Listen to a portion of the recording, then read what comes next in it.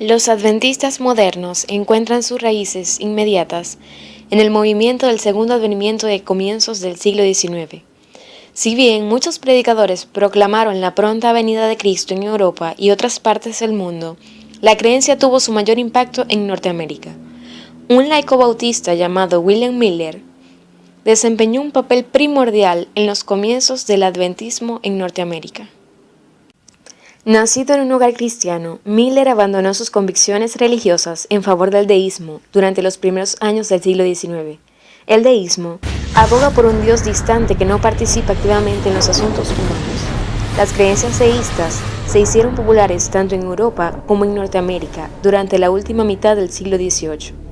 Pero las atrocidades y los excesos de la Revolución Francesa en la década de 1790 indujeron a muchos a cuestionar que la razón humana fuese base suficiente para la vida civilizada.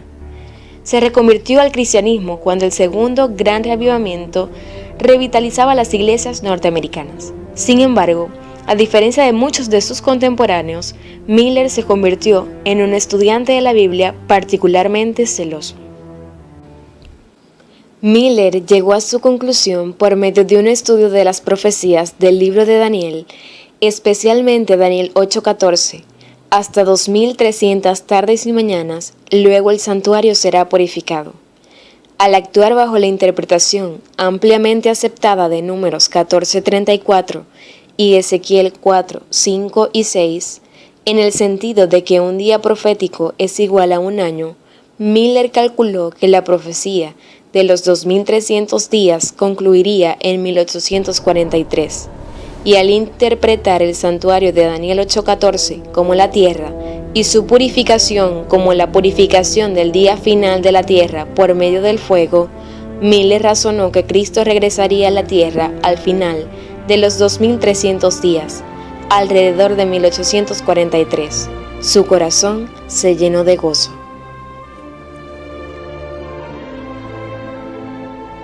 Durante 9 años, Miller continuó estudiando su Biblia. Mientras tanto, cada vez se sentía más convencido de que debía compartir sus descubrimientos acerca de la ruina inminente. Lo asediaba continuamente una voz que le decía: «Ve y cuéntale al mundo de su peligro».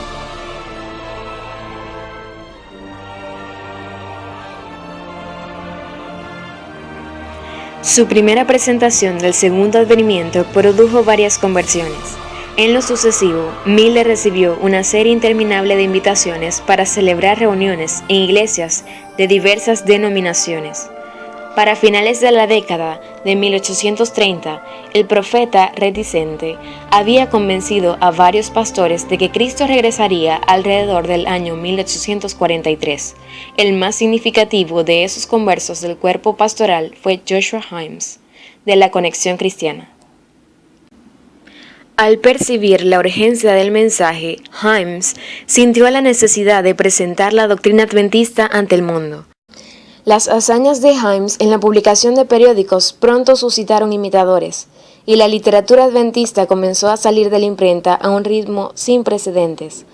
El millerismo cobró nueva vida en el Congreso al aire libre de New Hampshire a mediados de agosto de 1844.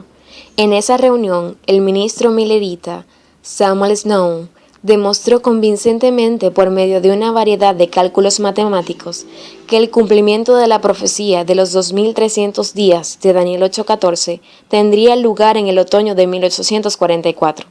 Ese día de 1844, de acuerdo con el cálculo caraíta judío, era el 22 de octubre. En su convicción y entusiasmo, los creyentes pusieron todo de su parte en un esfuerzo final por advertir al mundo de su inminente destrucción. No hicieron provisión para el futuro, no la necesitaban. Algunos dejaron sus cultivos sin cosechar, cerraron sus negocios y renunciaron a sus empleos.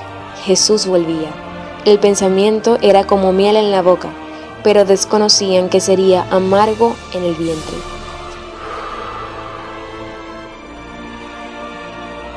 El 22 de octubre, decenas de miles de creyentes permanecían expectantes esperando la aparición de Cristo en las nubes, mientras que innumerables personas esperaban en la duda, temiendo que los milleritas estuvieran en lo cierto.